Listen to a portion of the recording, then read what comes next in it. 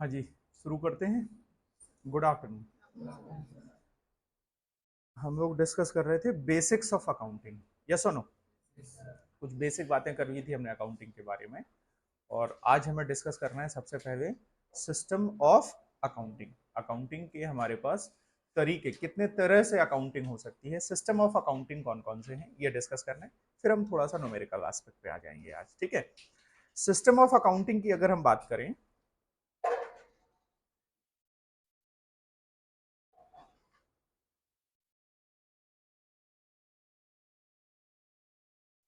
दो तरीके की अप्रोच है हमारे पास। एक अप्रोच कहती है कैश बेसिस। किस बेसिस पे? Cash basis. Cash basis of accounting, जिसे हम कैश सिस्टम ऑफ अकाउंटिंग कह रहे हैं, और दूसरा है आपका एक्रूअल सिस्टम।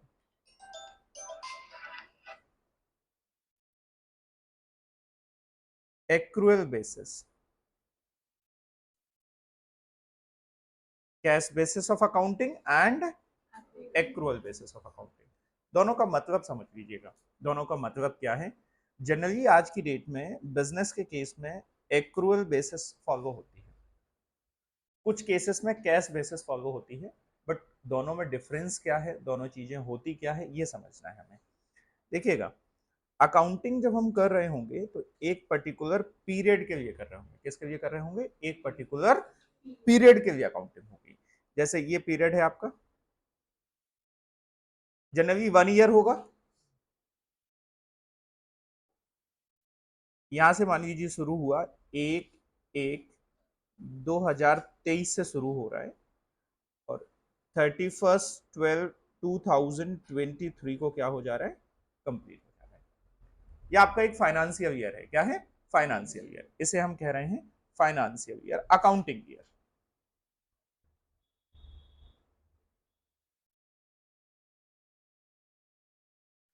इस दौरान हम इनकम भी हमारी कुछ अर्न हो रही हैं, और इस दौरान हमारे एक्सपेंसेस भी। जो अकाउंटिंग का सिस्टम हम आपसे कह रहे हैं, कैश बेसिस ऑफ अकाउंटिंग या मर्केंटाइल सिस्टम ऑफ अकाउंटिंग, ये आपका दोनों पे लगेगा। इनकम के केस में भी लगेगा और एक्सपेंसेस के केस में भी लगेगा। एग्जाम्पल के लिए लेते हैं कि अगर कोई एक खर्चा, हमने रेंट है, रेंट रेंट हमने ड्यूरिंग द ईयर 2023 में रेंट पे किया है। हमने रेंट है at the rate of 10,000 per month का, और पेड है फॉर 10 मंथ्स, और 2 मंथ्स का रेंट अनपेड है।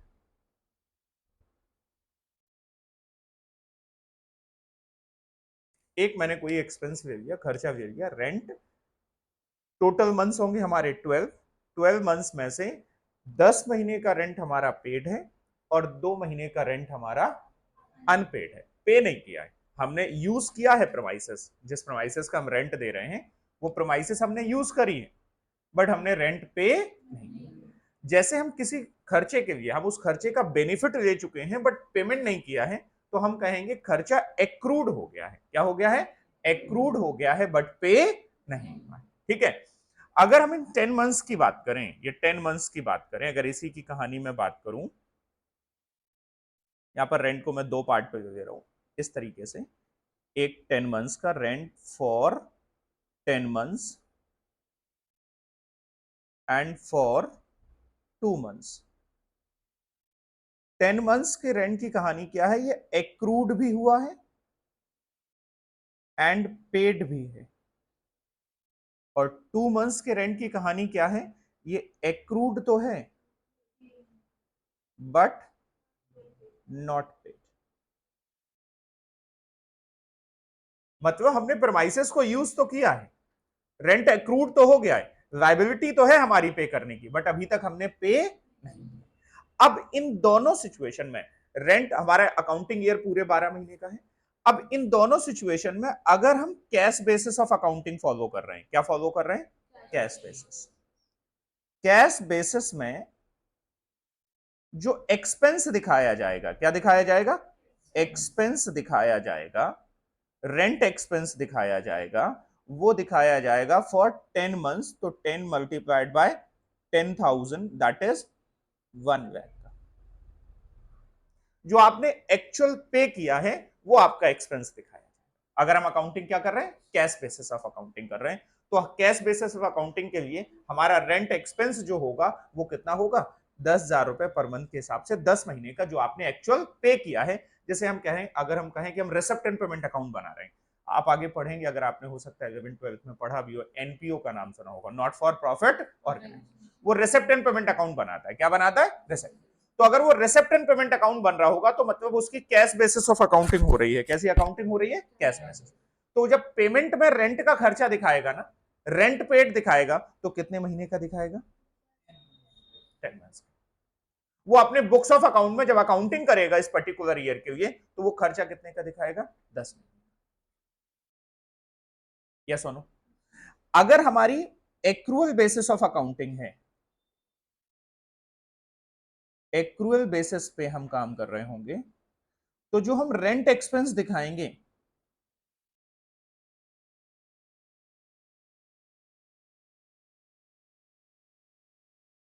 वो हम दिखाएंगे कितना?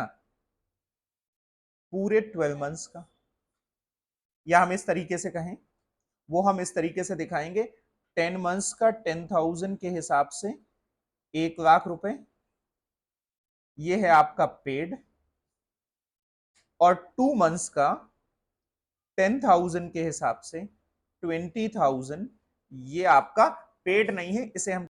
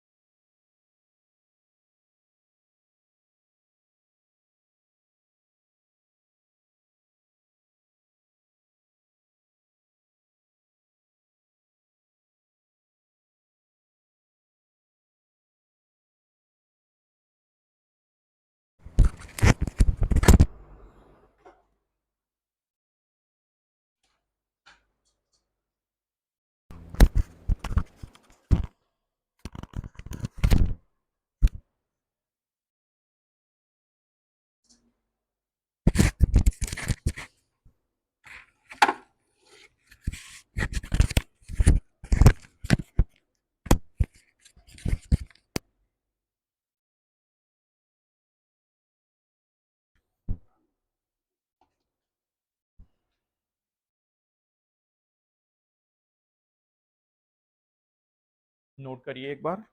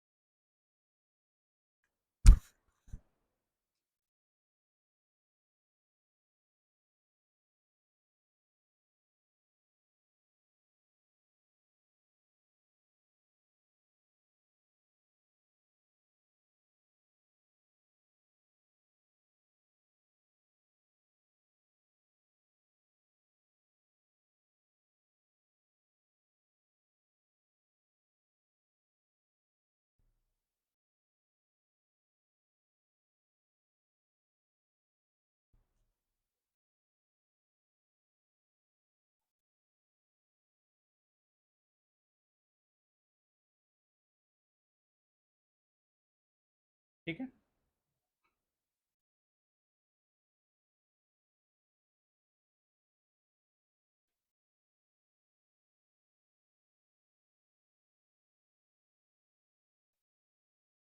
ओके, चलिए आइए जरा थोड़ा सा रीड कर लेते हैं, देखते हैं क्या कह रहे हैं। Cash system of accounting, under this system only cash receipt and payments are recorded in the accounts. केवल जितना एक्चुअल में आपने पे किया होगा या एक्चुअल में रिसीव किया होगा उसी को रिकॉर्ड करोगे आप, एक्रूअल को रिकॉर्ड नहीं करोगे। Revenue is recognise only when it is received. देखिए देखिए, एक्रूअल सिस्टम में क्या हो रहा है कि एक्रूअल सिस्टम में अगर आपने कोई सेल कर दी, अभी मैंने इनकम की बात करी, इंटरेस्ट की, इंटरेस्ट मिला नहीं है बट फिर भी आपने क्या कर दिया, रिकॉग्नाइज कर दिया एक्रूअल सिस्टम में। बट कैश सिस्टम में क्या होगा कि रेवेन्यू को आप तभी रिकॉग्नाइज करोगे जब आपको वो क्या हो जाए, एक्चुअल में मिल जाए। एक्चुअल कैश का ट्रांजैक्शन जब होगा और जितने अमाउंट से होगा उन्हीं को कंसीडर किया जाएगा, ड्यू बेसिस पे, एक्रूअल बेसिस पे कंसीडर नहीं किया जाएगा। In case of credit sale, it will be treated as revenue only when amount is received. तो भाई साहब आप समझ लीजिए, अगर आप cash system of accounting follow कर रहे हो ना, तो आप क्रेडिट सेल की एंट्री करोगे नहीं, क्रेडिट सेल का रेवेन्यू आप रिकॉग्नाइज नहीं करोगे।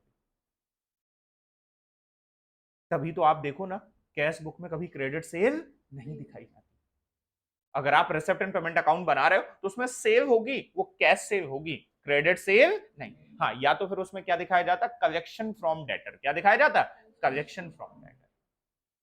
तो अगर cash basis of accounting follow कर रहे होगे तो आप क्रेडिट सेल की अकाउंटिंग नहीं करोगे। Then any expense incurred but not paid, कोई भी खर्चा हो चुका है बट उसका अगर पेमेंट नहीं हुआ है तो उसको हम कंसीडर नहीं करेंगे। हमने देखा था, हमने केवल 10 महीने के ही खर्चे को कंसीडर किया, 12 महीने के खर्चे को कंसीडर नहीं किया। Professional such as chartered accountant, advocate, doctors record their professional income on cash basis. Generally हमारे यहाँ सिस्टम यह है कि अगर आप बिजनेस कर रहे हो तो आपको एक्रूअल सिस्टम ही फॉलो करना पड़ेगा। क्या फॉलो करना पड़ेगा, एक्रूअल सिस्टम ही फॉलो करना पड़ेगा। अगर आप प्रोफेशनल हो, क्या हो, प्रोफेशनल, तो आप कैश बेसिस फॉलो कर सकते हो।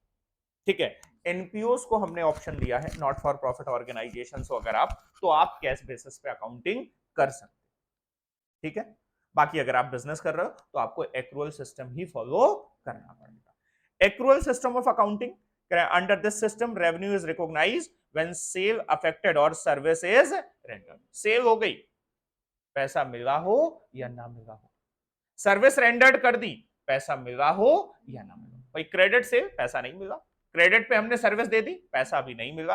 आप डे वन पे जिस दिन सेल हुई है उसी दिन आप सेल की एंट्री डाल सकते हो, उसी दिन आप रेवेन्यू रिकॉग्नाइज कर सकते हो, उसी दिन वो पार्ट आपका प्रॉफिट में कंसीडर किया जाएगा, इवन दो पैसा अभी रिसीव नहीं हुआ। ठीक है। हाउएवर कैश में be received at a later date. Similarly expenses are recorded when they are incurred. आपने पे किए हो ना किए हो कोई फर्क नहीं पड़ता, टाइम हो गया ना, लाइबिलिटी आ गई ना, एक्सपेंस इनकर्ड हो गया ना, तो आप रिकॉर्ड कर लो उसको। ठीक है। तो इस सिस्टम में पूरे 12 महीने के डेटा को कंसीडर किया जाएगा। भले ही पेमेंट आपने 10 महीने का किया हो किसी खर्चे का, 8 महीने का पेमेंट किया हो, बट हम जब खर्चा कंसीडर करेंगे तो पूरे 12 मंथ्स का कंसीडर करेंगे, अकाउंटिंग पीरियड का पूरा खर्चा कंसीडर करेंगे। यस और no? The purpose of accrual basis of accounting is to relate revenue in the terms of cost so that reported net income, और ये मैचिंग कॉन्सेप्ट पे बेस्ड है। किस पे बेस्ड है? मैचिंग।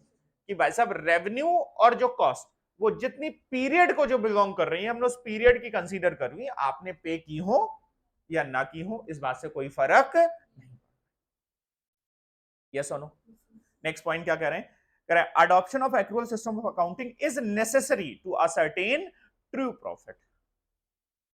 सही प्रॉफिट पता करने के लिए, सही फाइनेंशियल पोजीशन पता करने के लिए आप एक्रूअल बेसिस को ही फॉलो करेंगे। मतलब अकाउंटिंग का सही सिस्टम कौन सा है? Accrual system. अगर आप चाह रहे हैं कि ट्रू पिक्चर निकल के आए बिजनेस की, ट्रू एंड फेयर व्यू निकल के आए, तो आप कौन सा सिस्टम फॉलो करेंगे? Is this okay? I hope ये पॉइंट आपको समझ में आ गया होगा। छोटा सा पॉइंट हम और डिस्कस कर ले रहे हैं, और फिर इसके बाद अगर आज का पार्ट होगा तो आज, अदरवाइज नेक्स्ट क्लास में फिर न्यूमेरिकल पार्ट पे आ जाएंगे। एक थोड़ा सा थ्योरी का पार्ट और है। नेक्स्ट पार्ट ये कह रहे हैं accounting assumptions, accounting principles and accounting concepts and accounting conventions. चार चीजें हैं, accounting assumptions, accounting concepts, accounting principles and accounting conventions. देखिए जो आप अकाउंटिंग कर रहे हो ना, तो इस अकाउंटिंग के लिए कुछ बेसिक रूल हैं, कुछ बेसिक पैरामीटर हैं, कुछ नियम हैं जिनको हम फॉलो करके चलते हैं। उन्हीं के बारे में, उनमें से कुछ है आपकी अकाउंटिंग अजम्पशंस हैं, कुछ अकाउंटिंग कॉन्सेप्ट्स हैं, कुछ अकाउंटिंग प्रिंसिपल हैं और कुछ अकाउंटिंग कन्वेंशंस। अब बात आती है इनमें डिफरेंस क्या, कई बार हमें कंफ्यूजन होती है, इनको हम एक दूसरे की जगह पे यूज कर लेते हैं। तो कोई मुझे बताएगा अकाउंटिंग अजम्पशंस क्या होती हैं? What are the accounting assumptions? Important है, ये पूछी जाती है, शॉर्ट नोट में आपसे पूछी जा सकती है कि अकाउंटिंग अजम्पशंस बताइए, कौन कौन सी अकाउंटिंग अजम्पशन है जो हम अकाउंटिंग कर रहे हो, कौन से अजम्पशन पे बेस्ड है? एनीवन कभी नाम सुना है अकाउंटिंग अजम्पशंस का? हाँ या ना? क्या मतलब क्या होगा अकाउंटिंग अजम्पशंस का? एनीवन? देखिए एक बात समझिएगा, मैंने अभी आपको बताया कि बिजनेस के केस में जो हम अकाउंटिंग कर रहे हैं वो एक्रूअल बेसिस पे कर रहे हैं। किस बेसिस पे कर रहे हैं? Accrual basis. हमने कहा कि अभी हमने कोई हमारी इनकम है, हमने माना कि इनकम है, एक्रू हो गई है, अभी रिसीव नहीं हुई है, बाद में रिसीव हुई होगी, अभी हम उसे रिकॉग्नाइज कर रहे हैं। खर्चा है, अभी हमने पे नहीं किया, अभी हम उसको आउटस्टैंडिंग मान रहे हैं। क्या मान रहे हैं? आउटस्टैंडिंग, मतलब हम बाद में पे करेंगे। तो बेटा बाद में पे करेंगे मतलब कहीं ना कहीं हमने अज्यूम करके माना है कि बिजनेस हमारा आगे चलता रहेगा। अगर बिजनेस आगे नहीं चल रहा होता, कंटिन्यू नहीं हो रहा होता, तो फिर हम अकाउंटिंग कौन सी करते? कैश बेसिस पे करते। कौन से बेसिस पे करते? Cash basis. हम अगर एक्रूअल सिस्टम मान रहे हैं मतलब हम आगे पे करेंगे, आगे पे करने के बाद हमने कहीं ना कहीं अज्यूम कर लिया कि हमारा बिजनेस कैसा है? Going concern. बिजनेस कैसा है हमारा? Going concern. तो ये जो गोइंग कंसर्न है हमारा बिजनेस, ये हमारी एक अजम्पशन है। जो भी हम अकाउंटिंग कर रहे हैं, प्रीपेड, आउटस्टैंडिंग, एसेट्स। अब एक बात बताओ, एक आप एसेट खरीदते हो, अल्टीमेटली तो खर्चा हो गया ना। अब मैंने मान लीजिए आप ये आईपैड खरीदा, तो अल्टीमेटली तो खर्चा हो गया, बट मैंने इसे एसेट रिकॉग्नाइज किया। क्यों रिकॉग्नाइज किया? इस बात को मानते हुए कि इसका फायदा मैं 5 साल तक आगे लूंगा, इसका फायदा आगे मैं 10 साल तक लूंगा, इस वजह से एसेट है। मतलब कहीं ना कहीं मैंने ये अजम्पशन मानी है क्या कि कि मेरा बिजनेस आगे 5 साल तक चलता रहेगा। मैंने फर्नीचर बनवाया, हुए तो मेरे खर्चे हैं बेटा, अगर प्रैक्टिकली अगर देखा जाए तो खर्चा हो गया, बट मैंने इसको क्या माना, खर्चा नहीं माना। अगर मेरी बुक्स ऑफ अकाउंट देखोगे तो इसमें क्या नजर आएंगे, एसेट नजर आएंगे। क्यों एसेट नजर आएंगे, क्योंकि मैंने माना है कि ये जो खर्चा मैंने आज किया है ना, इसको मैं 1 साल का खर्चा नहीं मानेंगे, आगे 5 सालों का खर्चा मानेंगे। मतलब कहीं ना कहीं मैंने अजम्पशन लिया है कि एड्यू इंडिया आगे 5 साल तक चलती रहेगी। तो जब भी आप एसेट को कंसीडर कर रहे हो, प्रीपेड एक्सपेंसेस, आउटस्टैंडिंग, इनको कंसीडर कर रहे हो, तो जाने अनजाने में आप ये मान के चल रहे हो क्या, कि बिजनेस इज गोइंग कंसर्न। तो this is the basic assumption, accounting assumption की अगर हम बात करें, जब तक कहा ना जाए तब तक हम ये मान के चलते हैं कि बिजनेस आपका क्या है, गोइंग कंसर्न है। क्या है, गोइंग कंसर्न। किसी भी बिजनेस की अगर आप बैलेंस शीट देखो, फाइनल अकाउंट देखो, उसकी बैलेंस शीट में वहां ये नहीं लिखा होगा कि बैलेंस शीट में गोइंग कंसर्न है, नहीं, क्योंकि हमारी अजम्पशन है कि अगर आप बैलेंस शीट बना रहे हो, मतलब आपकी जो फाइनल बैलेंस शीट मुझे सामने दिख रही है, मैं ये मानते हुए उस बैलेंस शीट को परसीव करूंगा, स्टडी करूंगा कि आप क्या हो, गोइंग कंसर्न। बट जब कभी कोई ऑर्गेनाइजेशन ऐसी होती है जो गोइंग कंसर्न नहीं रह जाती है, बंद करना है उसे, आगे बंद होने वाली, मान लीजिए मेरी कोई कंपनी है जिसे मैं आगे बंद करने वाला हूं, ये मेरी वास्ट बैलेंस शीट है, मुझे पता है कि आगे मुझे इसे बंद करना है, तब फिर मुझे लिखना पड़ेगा उसमें कि अब हम गोइंग कंसर्न नहीं रहे। तब मेरी बैलेंस शीट में मुझे डिस्क्लोजर देना पड़ेगा कि अब हम गोइंग कंसर्न नहीं। तब हमारे अकाउंटिंग करने का तरीका बदल जाएगा। तब हम प्रीपेड आउटस्टैंडिंग की एडजस्टमेंट नहीं करेंगे, चीजों को एसेट नहीं दिखाएंगे, तब हम कैश बेसिस पे अकाउंटिंग करेंगे। क्यों, क्योंकि भविष्य मेरा है ही नहीं, हम गोइंग कंसर्न नहीं रहे। कभी कभी ऐसा होता है ना, कोर्ट का ऑर्डर आ जाता है, कंपनी क्या कर दो, बंद कर दो, लिक्विडेशन में है कंपनी, तो अगर लिक्विडेशन में हो आप, तो आप गोइंग कंसर्न नहीं हो, तब आपकी अकाउंटिंग करने का तरीका बदल जाएगा। तब आप अपने जब फाइनल अकाउंट दे रहे होगे तो उसमें आप डिस्क्लोजर दोगे कि आप गोइंग कंसर्न नहीं। बट अगर किसी ऑर्गेनाइजेशन ने डिस्क्लोजर नहीं दिया हुआ है, उसके फाइनल अकाउंट आप देख रहे हो, तो आप मान के चलोगे कि वो ऑर्गेनाइजेशन कैसी है, गोइंग कंसर्न है। कैसी है, गोइंग। तो पहला अकाउंटिंग एजम्पशन कौन सा हो गया, गोइंग कंसर्न। ये जो एसेट रिकॉग्नाइज कर रहे हो, ये जो लायबिलिटीज रिकॉग्नाइज कर रहे हो, ये किस वजह से रिकॉग्नाइज कर रहे हो, गोइंग कंसर्न अजम्पशन की वजह से। दूसरा अजम्पशन है कंसिस्टेंसी। कौन सा अजम्पशन है, कंसिस्टेंसी। देखिए, आप अभी आगे अकाउंटिंग में जब आगे पढ़ेंगे तो आप पाएंगे कि एक ही मैटर को ट्रीट करने के कई अप्रोच हो सकते हैं। जैसे डेप्रिसिएशन है, एसेट पे डेप्रिसिएशन लगाना है, we have different method for depreciation, आपने पढ़े होंगे शायद, ठीक है। अगर नहीं भी पढ़े तो भी आप, जैसे साइंस वाले हैं, नहीं पढ़े हुए, तो आप ऐसे समझो कि कोई एक ट्रीटमेंट है, जैसे एसेट का, एसेट की डेप्रिसिएशन की अकाउंटिंग करनी है तो कई अप्रोच है, कई मेथड है, आप ये भी लगा सकते हो, आप ये भी लगा सकते हो। इसी तरीके से इन्वेंट्री का वैल्यूएशन होना है, तो इन्वेंट्री के वैल्यूएशन के लिए हमारे पास कई मेथड है, हमारे पास स्टॉक पड़ा है, उसकी वैल्यू निकालनी, उसके हमारे पास कई मेथड है। हम लीफो मेथड फॉलो कर सकते हैं, हम फीफो मेथड फॉलो कर सकते हैं, हम वेटेड एवरेज कर सकते हैं, कई मेथड है। जो एंटरप्राइज है, जो बिजनेस है, वो एक मेथड चूज करेगा, ठीक है। जैसे अगर मैं डेप्रिसिएशन की बात करूं तो एसएलएम मेथड होता है, डब्ल्यूडीबी होता है। अब आप पे डिपेंड कर रहा है, आप डब्ल्यूडीबी चूज करना चाहो तो चूज कर लो, आप एसएलएम चूज करना चाहो तो चूज कर लो। बट आप हर बार एसएलएम डब्ल्यूडीबी डीबी नहीं खेलोगे, एक बार एसएलएम, फिर अगली बार डब्ल्यूडीबी, फिर एसएलएम, फिर डब्ल्यूडीबी, आप ये नहीं खेलोगे, नहीं। आपने एक बार मेथड चूज कर लिया, now that will become your policy, आप कंटिन्यूअसली वही फॉलो करते चलोगे। सर बदल ही नहीं सकते क्या, बदल सकते हो, बट खेल नहीं सकते। Are you getting my point, कि आपको अगर कोई पॉलिसी अपनी चेंज करनी है, आपको लग रहा है एक मेथड अब ठीक नहीं है, अब उसको बदल देना चाहिए, आप बदल सकते हो, बट रोज रोज नहीं, कि इस बार आपने एसएलएम से, अगली बार फिर डब्ल्यूडीबी से, फिर एसएलएम से, फिर डब्ल्यूडीबी से, ऐसे नहीं कर सकते हो। बदलने के भी हमने तरीके बताए हैं कि अगर आप बदलना चाहते हो तो कब बदल सकते हो और कैसे बदल सकते हो, और अगर बदला है तो क्या क्या करना पड़ेगा, ये हमने तरीका बताया। बदलने का मौका दिया है, बट खेलने का मौका नहीं दिया। खेलने का मतलब समझ रहे हो ना, कभी भी कुछ कर दो, ऐसा नहीं होगा। आप जो भी अप्रोच फॉलो कर रहे हो, जैसे एक एग्जांपल और देता हूं, अकाउंटिंग ईयर आप डिसाइड कर सकते हो, आप पे डिपेंड कर रहा है कि आप अपना अकाउंटिंग पर्पस के लिए फाइनेंशियल ईयर डिसाइड करना चाहते हो, या आप नॉर्मल अपना एकेडमिक जो अकाउंटिंग ईयर होता है, कैलेंडर ईयर होता है, वो डिसाइड करना चाहते हो। 1 जनवरी से 31 दिसंबर तक का आप अपना ईयर मानना चाहते हो, या 1 अप्रैल से 31 मार्च तक का मानना चाहते हो, या आप पे डिपेंड करता है, ठीक है। अब आप ऐसा नहीं कर सकते हो कि एक साल 1 जनवरी से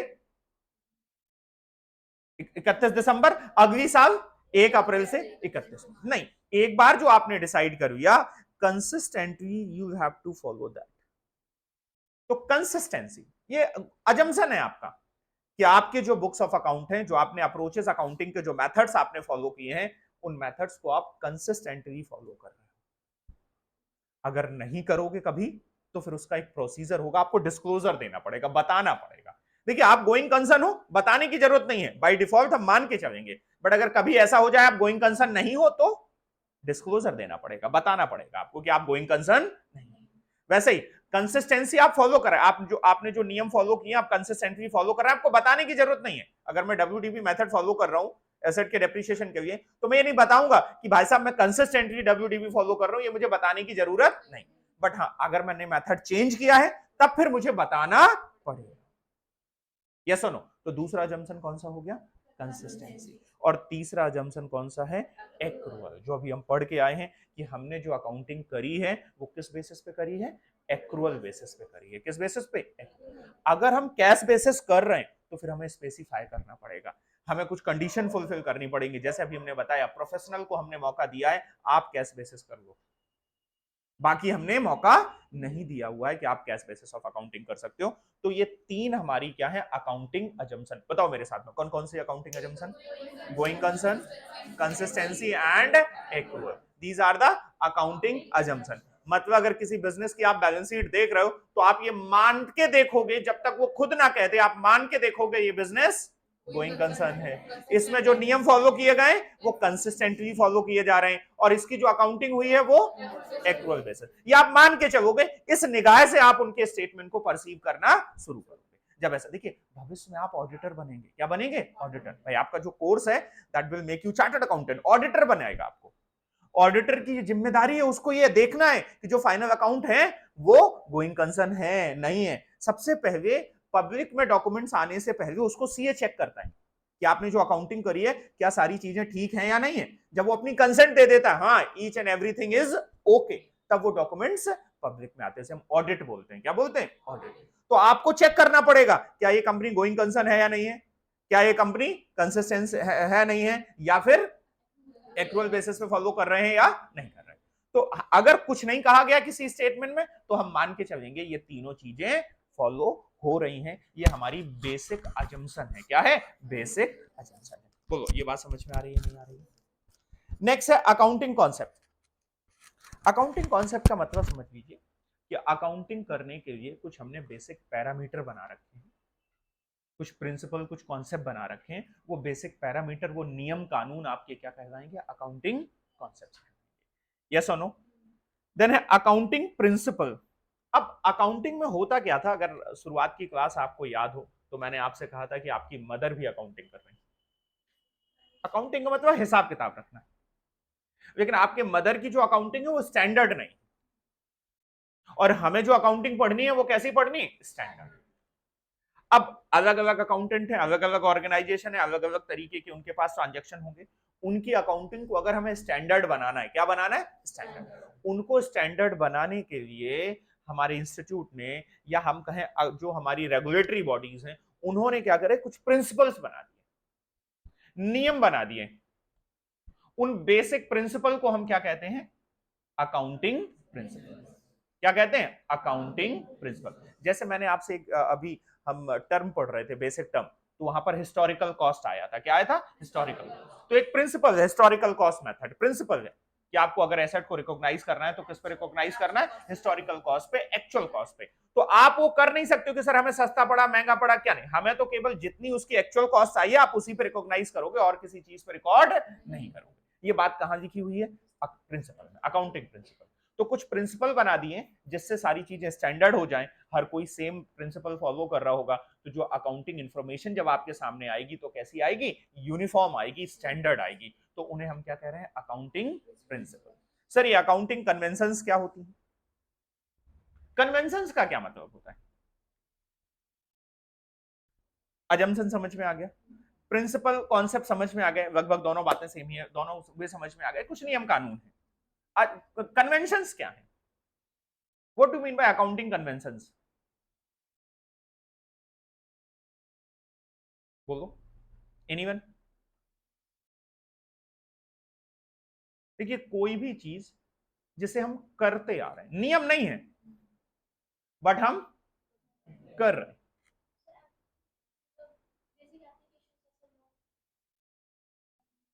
मैं सिंपल वर्ड में समझाने की कोशिश करता हूं, कह रहे कोई भी काम ऐसा जिसे हम कर रहे हैं, नियम नहीं है हमारा, वो हमारा क्या है, कन्वेंशन। जैसे हम एंट्री डालते तो एंट्री में जो सेकंड क्रेडिट वाली होती है उसके लिए थोड़ी जगह छोड़ देते हैं, हाँ या ना? क्या कोई नियम है ऐसा? नहीं है ना, बट हम कर रहे हैं। तो अकाउंटिंग में ऐसी भी बहुत सारी चीजें हैं जिनके लिए कोई नियम नहीं है, कहीं पर स्टैंडर्ड रूल नहीं लिखा हुआ है कि ऐसा करना है, बट फिर भी हम कर रहे हैं। हर कोई वैसा कर रहा है तो हम भी वैसा कर रहे हैं, दैट इज कॉल्ड कन्वेंशंस। वो क्या कहलाती है, अकाउंटिंग कन्वेंशंस। कह रहा है accounting conventions are general procedure emerging out of, emerging procedure जो आया है किस वजह से, emerging out of use and practice of accounting principle. क्योंकि यूज अकाउंटिंग प्रिंसिपल हमने यूज किया, अकाउंटिंग प्रैक्टिस यूज की, तो उसी से एक प्रोसीजर मिल गया हमें। वो प्रोसीजर कहीं मेंशन नहीं है, वो कोई नियम नहीं है, बट वो बन गई है, अवधारणा बन गई है, एक कानून नियम बन गया। ऐसा होता है ना, कई बार एक चीज नियम बोले ऐसा कोई नियम है, कोई एक काम है जो हर बार किया जाता है, बोले ऐसा कोई नियम, बोले नियम नहीं है, हमारे पुरखे भी ऐसा करते चले आ रहे थे, तो हम भी ऐसा करते ही चले आ रहे हैं। हम लोग ऐसे बहुत सारे काम करते हैं, पूछो इससे क्या होगा, दादाजी ने पिताजी से कह दिया था बेटा तुम करते रहना। जैसे हमारे घरों में अगर हिंदू फैमिलीज हैं तो उनके घर में एक चीज जरूर होगी, वो गीता रखे होंगे, गीता लाल कपड़े में बांध के बढ़िया सजा वजा के गीता रखे होंगे। दादाजी दे गए हम पिताजी को, बोले इसको संभाल के रखना, पिताजी ने दे दी, बोले इसको संभाल के रखना, तुम भी दे दोगे इसको संभाल के रखना। जबकि वो संभाल के रखने वाली चीज नहीं है, वो पढ़ने वाली चीज है। क्या है, पढ़ने वाली चीज है। लेकिन हमने ना कानून क्या बना लिया, इसको संभाल के रखना है, लाल कपड़े में बांध के बढ़िया से अच्छे से संभाल के रखना है, रोज पैर छू लेने। बट गीता संभाल के रखने वाली चीज नहीं है कि उसको रोज पैर छू रहे हो आप, ये वाली चीज नहीं है। गीता क्या है, पढ़ने वाली चीज है। लेकिन हमें बताया ही नहीं गया, हमें तो क्या कहा गया, सुबह जब घर से बाहर निकलना तो पैर छू के निकलना, कहा ही नहीं गया किसको, कभी फुर्सत मिल जाए तो पढ़ भी लेना। तो ऐसे ही बहुत सारी चीजें अकाउंटिंग में भी होती है कि कुछ अपने मन से कॉन्सेप्ट बन गए, करते करते एक प्रोसेस बन गया, नियम बन गया। नियम है नहीं बट वो नियम बन गया, हर कोई वो काम कर रहा है तो वो नियम बन गया। Conventions may not have universal application, I hope मेरी बात समझ रहे होंगे। They may contradict the basic accounting principle, हो सकता है बेसिक अकाउंटिंग प्रिंसिपल से क्या हो, कॉन्ट्राडिक्ट हो, अलग हो, बट क्योंकि हो रहा है, चल रहा है तो चल रहा है। यस और नो? तो बताइए यहां पर इंपॉर्टेंट बातें क्या निकल के आ गई, एक तो अकाउंटिंग प्रिंसिपल क्या होते हैं, अकाउंटिंग कन्वेंशंस क्या होती है, बट उससे भी ज्यादा इंपॉर्टेंट बातें क्या निकल के आ गई, अकाउंटिंग अजम्पशंस क्या होते हैं, क्या निकल के आ गई, अकाउंटिंग अजम्पशंस। तो क्या है अकाउंटिंग अजम्पशंस, जरा बताइए फिर से एक बार। गोइंग कंसर्न, कंसिस्टेंसी और एक्यूरेट। तो कोई भी फाइनल अकाउंट बना हुआ है तो क्या मानते हुए बने होंगे, अगर कभी ऐसा हो जाए कि ये चीजें फॉलो ना हो तो फिर क्या करना पड़ेगा, एंटरप्राइज को डिस्क्लोजर देना पड़ेगा, बताना पड़ेगा that now we are not going concern. Yes और नो? अब आ जाते हैं हम लोग नेक्स्ट, फंडामेंटल अकाउंटिंग अजम्पशंस। ये हमने देख ली, गोइंग कंसर्न समझ लिया, कंसिस्टेंसी समझ ली, एक्रूअल समझ लिया, ये हमने ऊपर ही समझ लिया, यहाँ डिटेल में दिया गया था, आप पढ़ लीजिएगा, ठीक है। गोइंग कंसर्न का भी मतलब मैंने समझा दिया है, कंसिस्टेंसी का मतलब भी मैंने समझा दिया है। और यहाँ पर देखिए कंसिस्टेंसी में एक चीज देख लीजिए, accounting principle forward by the entity shall be consistent, same रहे। Consistency is also considered as one of the accounting concept, ये अजम्पशन भी और कॉन्सेप्ट भी है। Change in the accounting policy should be made, हाँ मैंने आपने कहा था सर कि हम बदल ही नहीं सकते, बदल सकते, बट बदलने के 3 कारण होने चाहिए। कितने कारण होने चाहिए, 3। अगर ये 3 बातें होंगी तभी आप बदल सकते हो, अदरवाइज नहीं बदल सकते हो। कौन सा कारण, it is required by statute, नियम के द्वारा रिक्वायर्ड हो गया हो, लॉ बदल गया। अभी तक ऑप्शन था कि आप एसएलएम लगाओ या डब्ल्यूडीबी लगाओ, कल के दिन नियम बदल जाता है कि नहीं अब आपको डब्ल्यूडीबी ही लगाना पड़ेगा। आप एसएलएम लगाते थे बट नियम क्या आ गया, डब्ल्यूडीबी, तो आप कौन से लगाना पड़ेगा आपको। तो आपने चेंज किया किस वजह से, लॉ की वजह से, नियम बदल गए, कानून बदल गया। दूसरा, for compliance with accounting standard. कोई अकाउंटिंग स्टैंडर्ड आ गया और वो कह रहा है नहीं नहीं, अब अगर आपको अकाउंटिंग करनी है तो डब्ल्यूडीबी से ही करनी पड़ेगी। तो फिर हम अगर एसएलएम फॉलो कर रहे हैं तो अब हमें क्या करना पड़ेगा, चेंज करना पड़ेगा। और if it is considered that change would result in more appropriate presentation, अगर आपको लगता है कि जो पुराना मेथड आप फॉलो कर रहे हो वो कम अच्छा है, नया मेथड जो आप फॉलो करोगे वो ज्यादा अच्छा है, तो फिर उससे बेटर प्रेजेंटेशन होगा, तो एक बार आप वो मेथड चेंज कर सकते। तो बताइए कंसिस्टेंसी क्या कहता है, बोलो मेरे साथ में, कंसिस्टेंसी क्या कहता है? सेम पॉलिसी फॉलो करोगे, सेम जो मेथड है वो फॉलो करोगे, बट क्या चेंज नहीं कर सकते हो? कर सकते हो। कितने सरकमस्टांसेस में? कौन कौन से? Change is required by statute. Statute का मतलब लॉ। कोई कानून आ जाए, कोई कंपनीज एक्ट में कोई बात कह दी जाए, नया नियम आ जाए जो ये कह दे कि नहीं अब आपको ये चेंज करना ही पड़ेगा, तो change is required by law. Change is required by as, कि एएस की वजह से आपको चेंज करना पड़ रहा है, या फिर आपको ऐसा लगता है कि अगर आप चेंज कर दोगे तो आपके फाइनेंशियल स्टेटमेंट ज्यादा अच्छे हो जाएंगे, तो फिर आप चेंज कर सकते। Is this okay? I hope मेरी बात समझ में आ रही है, पक्का? तो ये बात आपको समझ में आ गई है।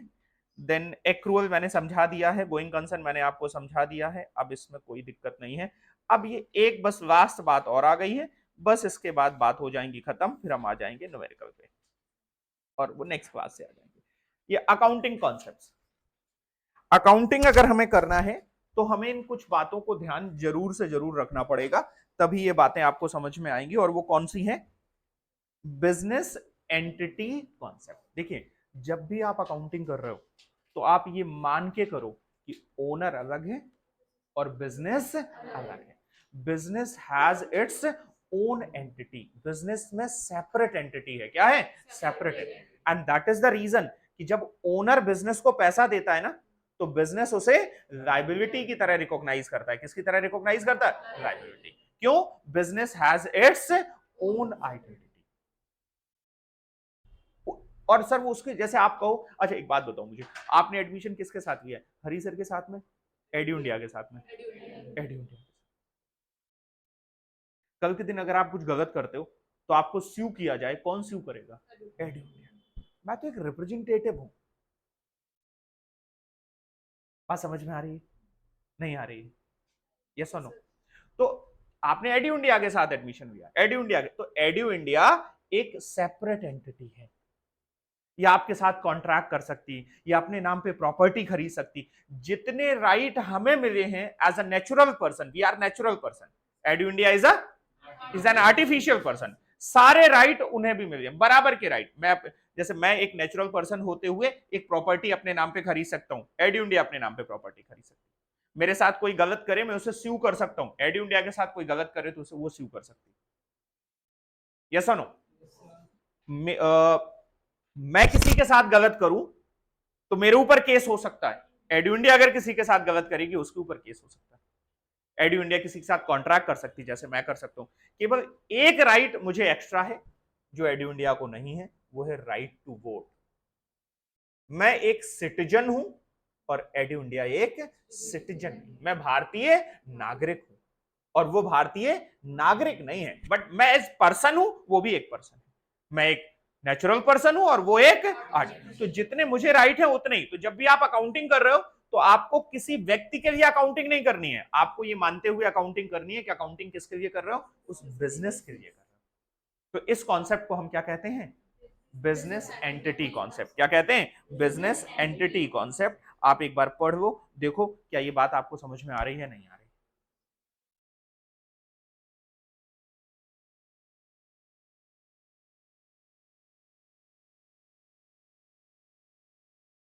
ठीक है। Then money measurement concept.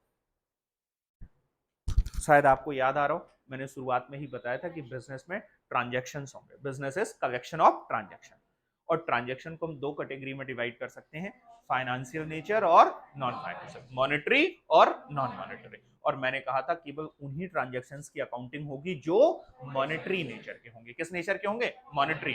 अगर कोई ट्रांजैक्शन नॉन मॉनेटरी नेचर का है तो उसकी अकाउंटिंग। यस और नो? बोलो बेटा।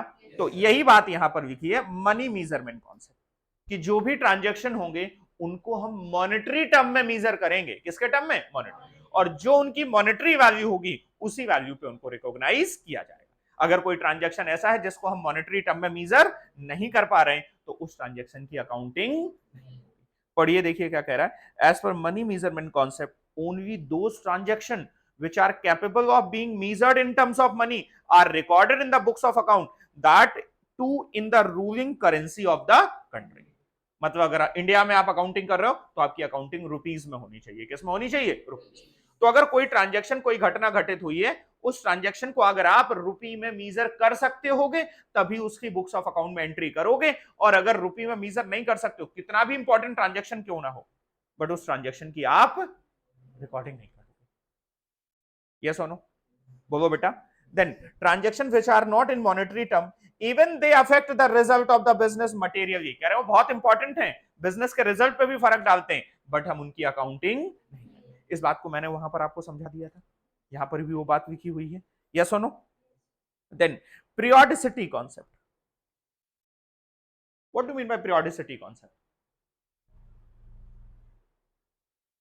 कह रहे हैं अकाउंटिंग जो होगी ना वो एक पीरियड के लिए होगी। देखिए ऐसा भी तो हो सकता था, मैं आज बिजनेस शुरू करूं, अब मेरा बिजनेस चल रहा है, 2009 में मैंने एडू इंडिया को सेटअप किया था, तब से चल रही, मैं अकाउंटिंग नहीं करूंगा, सीधे 10 साल बाद हिसाब करेंगे। क्या करेंगे? सीधे 10 साल बाद हिसाब करेंगे। क्या ऐसा होना चाहिए? हमें हमें जो बिजनेस है उसकी पूरी लाइफ स्पैन को, जो उसका पूरा जीवन काल है, उसको छोटे छोटे पार्ट में डिवाइड कर लेना है, और अकाउंटिंग हमें हर उस छोटे छोटे पार्ट के लिए करनी है। और जनरली वो पार्ट हमने 1 ईयर का माना है। कितने का माना है? 1 ईयर, जिसे हम अकाउंटिंग ईयर कहते हैं। क्या कहते हैं? तो पीरियोडिसिटी कॉन्सेप्ट कहता है कि एक पर्टिकुलर पीरियड के लिए आप अकाउंटिंग करते चलिए। एक पीरियड का हिसाब निकालिए, फिर अगले पीरियड का निकालिए, फिर अगले पीरियड, ऐसा आप बार बार करते रहिए। आप ऐसा मत करिए कि सीधे 10 साल बाद हिसाब करेंगे, सीधे 15 साल बाद हिसाब करेंगे, क्योंकि अगर आप ऐसा करेंगे तो फिर वो अकाउंटिंग पर्पस के, अकाउंटिंग पॉइंट ऑफ व्यू से वो ठीक बात नहीं। तो कॉन्सेप्ट इन्होंने बना दिया कि अगर बिजनेस कर रहे हो तो उसका हिसाब आपको 1 साल के अंदर करना पड़ेगा, एक पीरियड के अंदर करना पड़ेगा। Is this okay? बोलो बेटा। During the lifetime of the entity financial statement are prepared in the periodic interval. आपको जीवन काल में, कंपनी के जीवन, बिजनेस के जीवन काल में आपको पीरियोडिक इंटरवल में फाइनल अकाउंट बनाने पड़ेंगे। The economic life of the entity is split into the periodic interval. कह रहे हैं उसका पूरा जो जीवन काल है उसको छोटे छोटे पार्ट में डिवाइड कर लीजिए। जनरली वो छोटा पार्ट कितना है? 1 ईयर, जिसे हम क्या कहते हैं? अकाउंटिंग ईयर या फाइनेंस। तो ये कॉन्सेप्ट आपका क्या कहलाता है? Periodicity. Is this okay? Then है आपका एक्रूअल कॉन्सेप्ट, ऑलरेडी हम आपको बता चुके हैं। बोलो बेटा। देन है आपका मैचिंग कॉन्सेप्ट। किसका कॉन्सेप्ट? मैचिंग। मैचिंग कॉन्सेप्ट कहता है कि revenue must be match with expenses. जिस पीरियड के रेवेन्यू ले रहे हो उसी पीरियड के खर्चे वो, दोनों को कंपेयर करो, तब जाके प्रॉफिट या लॉस निकालो। समझने की कोशिश करिएगा। ये मैंने फर्नीचर खरीदा, मान लीजिए 1 लाख रुपए का। नॉर्मल तरीके से अगर मैं देखूं, लेमैन की तरह देखूं, तो खर्चा हो गया मेरा 1 लाख, ठीक। बट इसे मैं खर्चा नहीं रिकॉग्नाइज कर रहा हूं। क्यों नहीं रिकॉग्नाइज कर रहा हूं? क्योंकि इसका बेनिफिट मुझे 10 सालों में मिलेगा। कितने मिलेगा? तो मतलब इसको यूज करके मुझे रेवेन्यू कितने सालों में आएंगे? 10 सालों में। मुझे रेवेन्यू जो आएंगे इस फर्नीचर को यूज करके, इसको यूज करके मुझे जो रेवेन्यू आएंगे वो आएंगे 10 सालों में।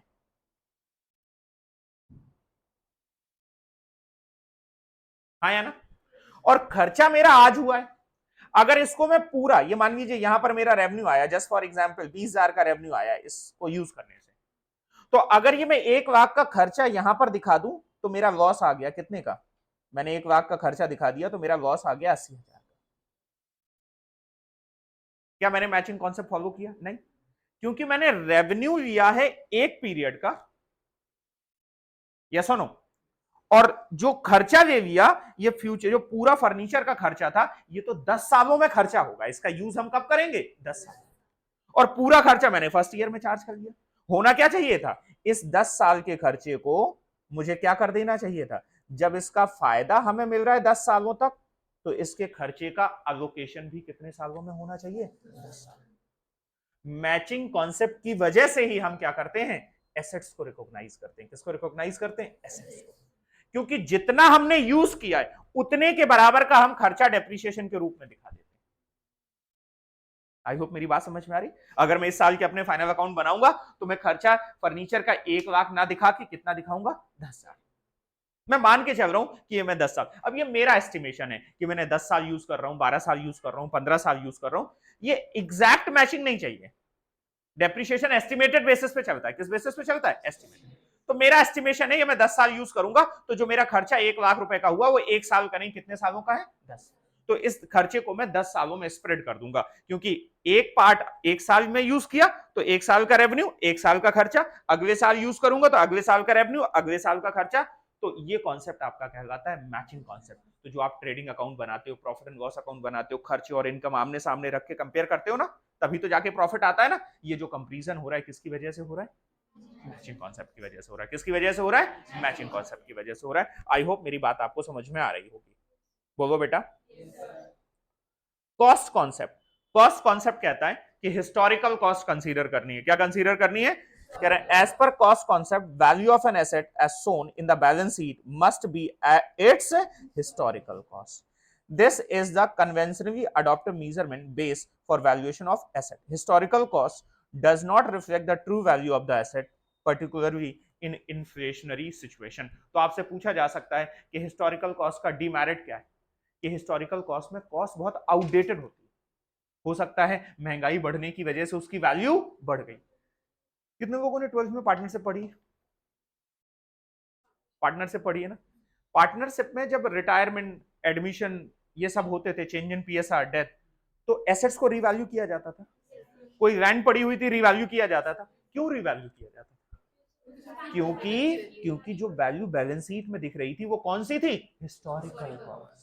और हिसाब हमें आज करना है, तो करंट की पिक्चर को निकालते हुए हमें उसका हिसाब किताब करना है। इस वजह से हमें क्या करना होगा, उसका रिवैल्यूएशन करना होगा। ये इसी कॉन्सेप्ट की वजह से है, क्योंकि जो हमारी बैलेंस शीट में जो डेटा है वो कॉस्ट बेसिस पे दिख रहा है। कॉस्ट, हिस्टोरिकल कॉस्ट पुराना है, और आज में उसकी, आज की डेट में उसकी वैल्यू क्या हो गई होगी, चेंज। मैं अक्सर एक एग्जांपल देता हूं, जैसे मैं पार्टनर से पढ़ाऊंगा, मान लीजिए एक प्लॉट मेरा कोई पड़ा हुआ था, ठीक है, 20 साल पहले मैंने 5 लाख रुपए का खरीदा एडी इंडिया ने, और आज आप आते हो कहते हो सर हमें भी पार्टनर बना लो, और उस प्लॉट के मुझे 2.5 लाख रुपए देते हो, कि मेरी बुक्स में कितना दिख रहा होगा, 5 लाख, आप मुझे 2.5 लाख रुपए देते हो, बताओ बना लूं तुम्हें 2.5 लाख रुपए में पार्टनर। क्योंकि अगर 20 साल पहले मैंने 5 लाख का खरीदा होगा तो आज वो कम से कम 2-3-4 करोड़ का होगा, आया ना। तो भाई साहब अब मैं 2.5 लाख रुपए देके आपको पार्टनर बनाऊंगा, बट सर बुक्स में तो दिख रहा है ना 2.5, यही तो डीमेरिट है।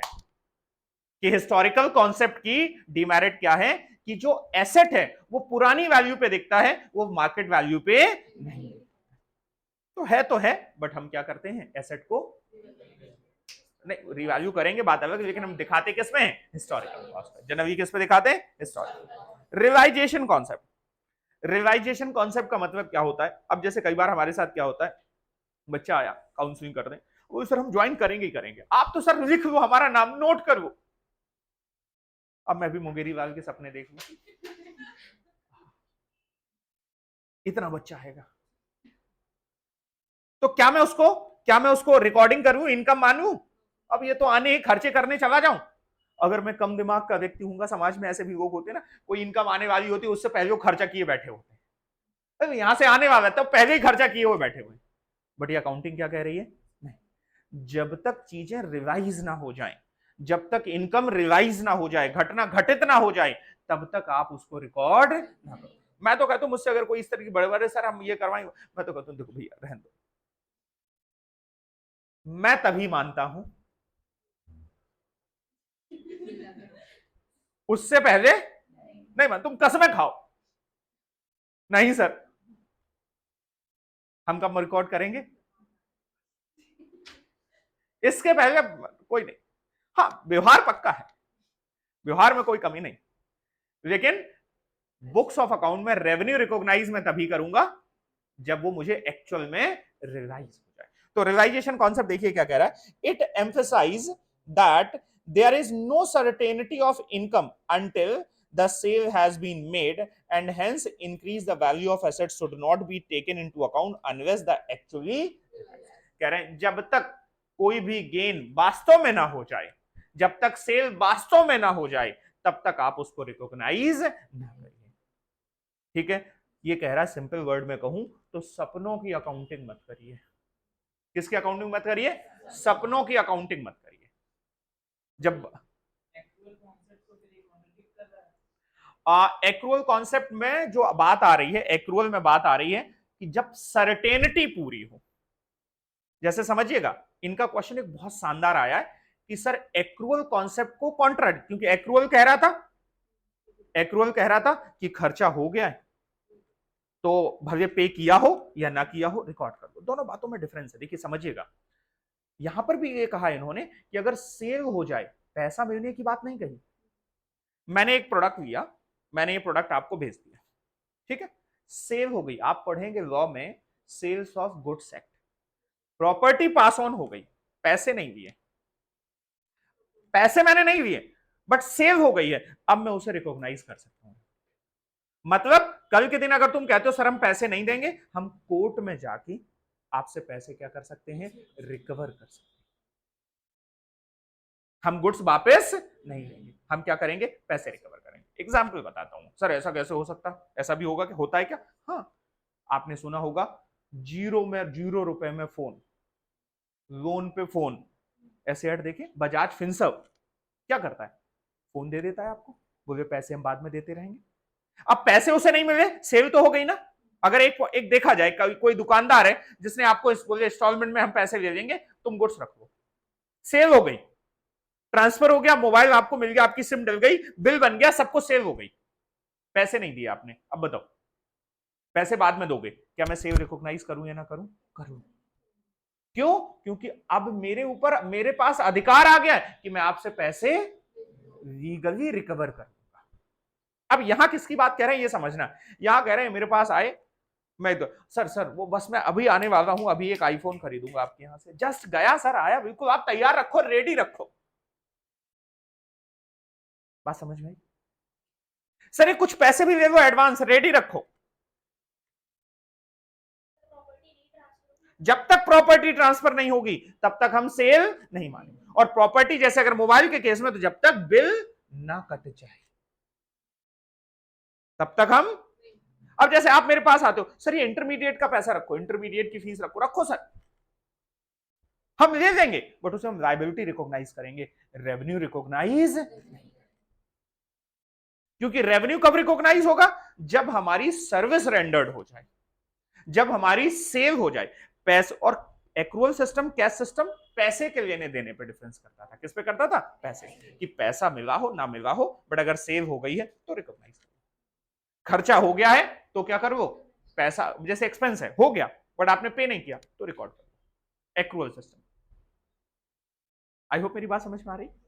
तो ये सिस्टम क्या कहता है? रियलाइजेशन, कि जब तक इनकम, अब जैसे मान लीजिए इंटरेस्ट है, अब मान एफडी करा रखी मैंने, तो एफडी का अगर जो इंटरेस्ट है, समय पूरा हो गया, तो भले पैसा ना मिला हो लेकिन समय पूरा हो गया तो मेरा अधिकार आ गया है, मैं कानूनी लड़ाई लड़ के इंटरेस्ट अपना रिकवर कर सकता हूं। बट अब दूसरा एग्जांपल ले लो, मैंने लॉटरी में पैसा लगाया, किसमें लगाया? और अब मैंने सपना देख रहा हूं कि 2 करोड़ की, कौन सा ड्रीम 11, 50 रुपए लगा के 2 करोड़ हम जीत जाएंगे। रिकॉर्डिंग कर रहे, हम खर्चे करने लगे 2 करोड़ के हिसाब से। बोलो ड्रीम 11 तुम्हें तो जीतना तो पक्का ही रखा है। बात समझ रहे हो? समझ रहे हो? ये क्या है? ये अभी अभी अभी जब तक इनकम रिवाइज ना हो जाए। हाँ, हो सकता है आप जीत जाओ और पैसा जब आपको रिवाइज हो जाए तब वो आप उसको इनकम रिकॉग्नाइज करो, जब तक रिवाइज ना हो जाए तब तक रिकॉग्नाइज ना करो। तो आई होप अब थोड़ा सा जो डिफरेंस है वो आपको समझ में आ रहा होगा। यस और नो? तो रिवाइजेशन कॉन्सेप्ट हो गया। देन है डुअल एस्पेक्ट कॉन्सेप्ट। कौन सा कॉन्सेप्ट है? Dual. Accounting is based on dual aspect and that is the reason कि अकाउंटिंग को हम डबल एंट्री सिस्टम कहते हैं। क्या कहते हैं? डबल। हर एक, ये न्यूटन के नियम पे बेस्ड है। किस पे बेस्ड है? न्यूटन। न्यूटन का तीसरा नियम कौन सा था? एक्शन और रिएक्शन, हर क्रिया के पीछे एक प्रतिक्रिया है। Every action has its reaction. हाँ, रिएक्शन होगा कुछ ना। तो डुअल एस्पेक्ट देखिए, बिजनेस में कोई भी ट्रांजैक्शन होता है, अब बिजनेस के पॉइंट ऑफ व्यू से सोचिए, ओनर ने पैसे दिए, कैपिटल आई, तो कैश बढ़ गया और लायबिलिटी बढ़ गई। आपने सेल करी तो रेवेन्यू बढ़ गया, सेल और गुड्स चले गए, कम हो गए। And that is the reason, कभी आपने सोचा बैलेंस शीट बराबर क्यों आती है? कितने भी ट्रांजैक्शन हो जाएं फिर भी बैलेंस शीट बराबर आती है। क्यों? क्योंकि हर एक ट्रांजैक्शन का इंपैक्ट कैसा है? डुअल इंपैक्ट है, जो उस डिफरेंस को क्या कर देता है? बैलेंस कर देता है। जैसे एसेट खरीदे आपने, एक चीज समझने की कोशिश करिएगा, देखिए कैसे बैलेंस शीट बनती है। ओनर ने कैपिटल दी, ओनर ने कैपिटल दी, तो यहां कैपिटल आ गई 1 लाख रुपए की, और इसका दूसरा इंपैक्ट क्या हुआ कि कैश आ गया 1 लाख रुपए का, वो बैलेंस शीट बराबर। ठीक, अब इसी कैश को उठा के आपने 50,000 के एसेट खरीद लिए, क्या कर लिए? एसेट। तो एसेट आ गए आपके कितने के? 0.5 लाख के, और ये आपका जो 1 लाख का था, अब ये कम हो गया, ये कितने का बचा? Every transaction has dual aspect. Business के दो जगह वो इंपैक्ट डालेगा, जिसे हम कहेंगे दो अकाउंट पे इंपैक्ट डालेगा। और वो दो जगह कौन कौन सी थी? या तो वो 3 ही ट्रांजैक्शन होते हैं, किसी पर्सन के साथ, किसी एसेट के लिए, किसी इनकम और एक्सपेंस। ये 3 जगह ही इंपैक्ट आएंगे हर एक ट्रांजैक्शन के, या तो एसेट बढ़ जाएंगे, एसेट कम हो जाएंगे, खर्चे एक्सपेंसेस बढ़ जाएंगे या कम हो जाएंगे। पर्सन के साथ वो पर्सन गिवर होगा या रिसीवर। इतने ही ट्रांजैक्शन होंगे, किसी भी तरीके का कोई ट्रांजैक्शन रहा, इनकी अकाउंटिंग समझ में आ गई तो सारे ट्रांजैक्शन समझ में आ जाएंगे। तो अकाउंटिंग के इस कॉन्सेप्ट को हम क्या कहते हैं? वो dual aspect. And that is the reason जो बैलेंस शीट आपकी बराबर निकल के आती है ना, वो किस कारण से निकल के आती है? Dual aspect. कभी भी डबल एंट्री में अगर आपकी गलती हो जाएगी, एक आध एस्पेक्ट आपका छूट जाएगा, तो फिर बैलेंस शीट आपकी मैच नहीं। यस और नो?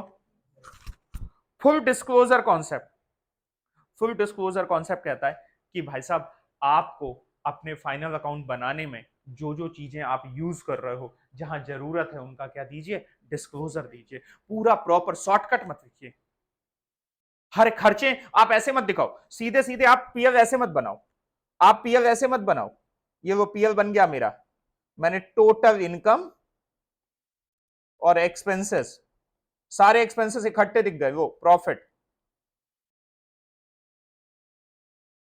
बोले नहीं, ऐसे नहीं, आपको ये अपने सारे एक्सपेंसेस को अलग अलग करके दिखाना पड़ेगा, आपको अपनी इनकम को अलग अलग करके दिखाना पड़ेगा, डिस्क्लोजर करना पड़ेगा। ये जो आप टोटल खर्चे कह रहे हो ना, इनको बताओ किसमें कितने।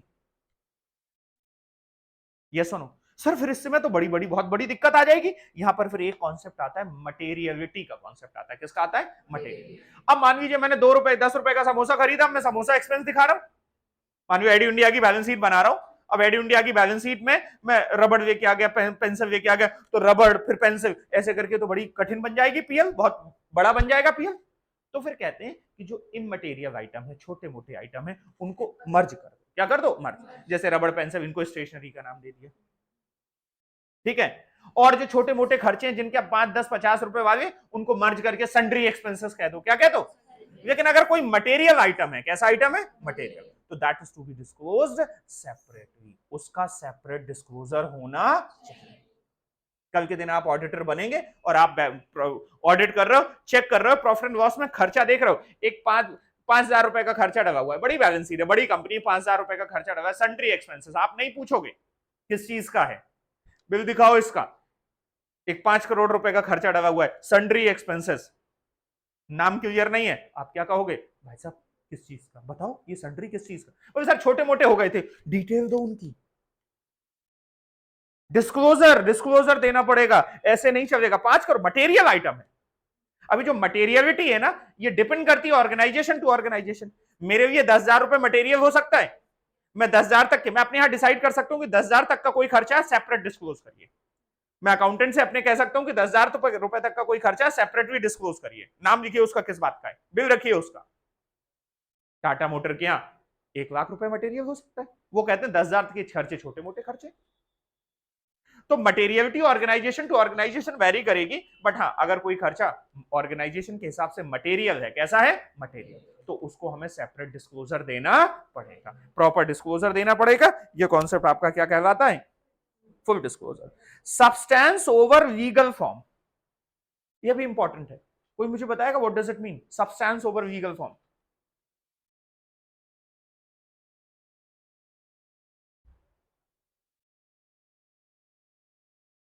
पता है, कभी कभी आप कहते हो ना कानून को पकड़ के चलेंगे, हम किसको पकड़ के चलेंगे, कानून, नियम को ही पकड़, जो नियम बना दिया वही चलेंगे।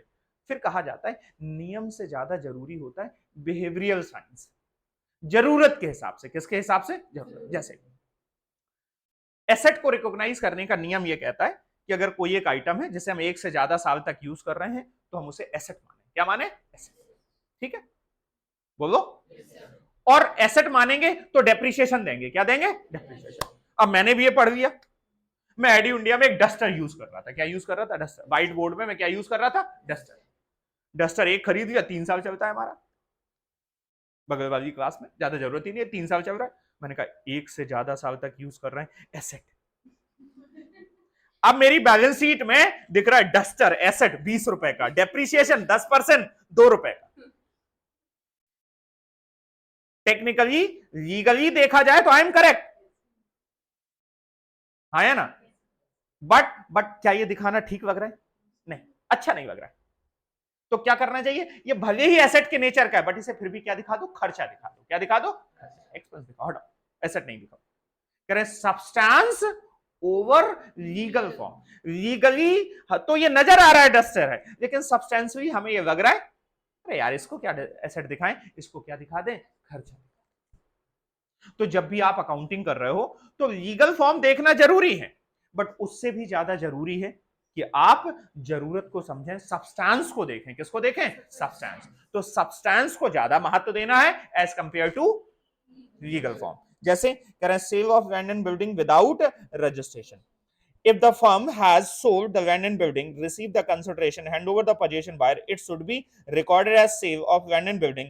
The recognition cannot be postponed for mere procedural formalities of pending. अब जैसे एक मेरी कोई प्रॉपर्टी थी वो मैंने बेच दी, ठीक है, या प्रॉपर्टी खरीद ली, एक मैंने प्रॉपर्टी खरीदी, प्रॉपर्टी का मुझे पोजीशन भी मिल गया, पैसे भी मैंने दे दिए, सारा सब कुछ हो गया, बट अभी किसी कारण से रजिस्ट्री का ऑफिस बंद था, रजिस्ट्री पे स्टे लगी थी, तो रजिस्ट्रेशन नहीं हो पाया, क्या नहीं हो पाया, तो लीगली मैं ओनर बनूंगा बाद में,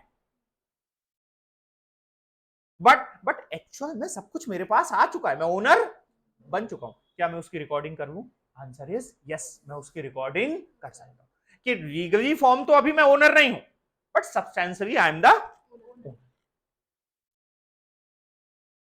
तो सब्सटेंस ओवर फॉर्म। दूसरा एग्जांपल समझाता हूं, कम समझ में आया, कार खरीदी, घर में अगर किसी ने, घर में पड़ोस में परिवार में कार खरीदी होगी, ठीक है, जनरली कार खरीदते हैं तो आप लोन पे खरीदते हैं, किस पे खरीदते हैं, लोन। और उस लोन पे खरीदने में उस कार की कंपनी का ओनर कौन होता है, वो जो कंपनी जिसने लोन दिया हुआ है, फाइनेंस की हुई है कार, वो ओनर है, टेक्निकली वो ओनर है। तो बताओ तुम उस कार को लेके आते हो घर में, ये कहते हो नहीं नहीं हमारी नहीं है, तो किसी और की, हम किराए पर लेके आए, आप उसको किसकी तरह दिखाते हो, पूछा क्या करते हो, हाँ है ना, मोहल्ले वालों को बताओगे कार ले आई, substance, substantially you are the owner but technically you are not the owner.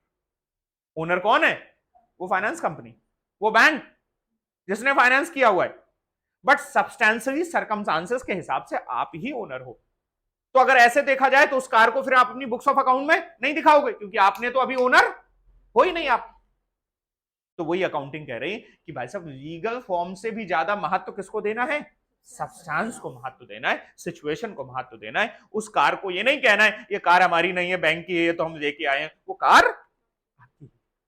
और कहते भी हम ऐसा ही, हम ये कहते हैं क्या, नहीं नहीं ये तो बैंक की है, या तुम पूछते हो वो कार लेके आ गया, तुम सोचते हो यार वो क्या 2 लाख रुपए जमा करके वो कार ले आया 20 लाख रुपए की, अगले 5-7 साल तक किसने देगा, लेकिन तुम तो यही देख रहे हो ना, हाँ भाई जल रहे यार तुम्हारे, यस और नो। तो सब्सटेंस देखना है किसमें, लीगल फॉर्म से ज्यादा महत्व किसको देना है, सब्सटेंस को। तो ये हायर परचेज का अगला एग्जांपल दिया हुआ है। तो दैट्स ऑल फॉर टुडे। इनको थोड़ा सा और कर लीजिएगा, ये कंजर्वेटिज्म और मटेरियलिटी, ये थोड़ा सा सुन लीजिए, बस घर में पढ़िएगा। कंजर्वेटिज्म क्या कहता है, ये कन्वेंशन है आपकी, कन्वेंशन। कन्वेंशन का मतलब मैंने बताया समझदारी है आपकी, मान के करोगे ऐसा तो समझदारी है। कह रहे कंजर्वेटिज्म कहता है भाई साहब भविष्य में होने वाले कोई लॉसेस हैं, अगर क्या है लॉस, तो उनकी प्लानिंग आज से कर लो। बोलो बेटा, भविष्य में होने वाले कोई लॉसेस हैं तो उनकी प्लानिंग आज से करो, और भविष्य की अगर कोई इनकम है तो उनके लिए आज से प्लानिंग नहीं करो, इनकम जब हो जाए तब उनको इनकम मानो। लेकिन अगर कोई खर्चा है तो भविष्य में होने वाला है तो उसकी रिकॉग्निशन आज से कर लो, आप उसकी तैयारी आज से कर लो। इसे हम कहते हैं कंजर्वेटिव, प्रूडेंस कहते हैं। क्या कहते हैं? प्रूडेंस, समझदारी कहते हैं। क्या कहते हैं? समझदारी। और जितने भी कहते हैं ना, कुछ लोग पैसा कमाते फिर भी परेशान रहते हैं, वो इसी को कंजर्वेटिज्म को फॉलो नहीं करते। उनकी इनकम आने से पहले वो खर्चा किए बैठे होते हैं। तो अगर आप कंजर्वेटिव करें, अगर भविष्य का लॉस आने वाला है तो उसकी तैयारी सेविंग आज से कर लो आप। लेकिन अगर भविष्य की कोई इनकम है तो उसको आज से रिकॉग्नाइज नहीं करो, वो तभी रिकॉग्नाइज करो जब मिल जाए। तो ये कॉन्सेप्ट आपका क्या कहलाता है? कंजर्वेटिज्म कहलाता है। क्या कहलाता है? कंजर्वेटिव, समझदारी की बात कहती है, प्रूडेंस कहते हैं इसे। क्या कहते हैं? प्रूडेंस। और मटेरियलिटी की बात मैं आपको पहले भी बता चुका हूं कि खर्चों को मटेरियलिटी के एस्पेक्ट पे देखो। एडू इंडिया के लिए कोई 5,000 हो सकता है मटेरियल हो, बट टाटा मोटर के लिए 5,000 इमटेरियल हो। तो ऑर्गेनाइजेशन टू ऑर्गेनाइजेशन अगर कोई खर्चा मटेरियल है तो मटेरियलिटी को कंसीडर करते हुए उसकी अकाउंटिंग करिए। तो इतनी बातें हमने कर ली हैं। नेक्स्ट क्लास से ये बेसिक का पार्ट आपको पढ़ के आना है, इंपॉर्टेंट है, एग्जाम में क्वेश्चन यहाँ से बनते हैं। नेक्स्ट क्लास से हम प्रॉपर अकाउंटिंग की ओर धीरे से अपनी कहानी को आगे बढ़ाएंगे। और आज के लिए रखते हैं इतना ही, मिलते हैं अपनी अगली क्लास में। तब तक के लिए अपना ख्याल रखिए, ठीक है, बाय, थैंक यू। कल क्लास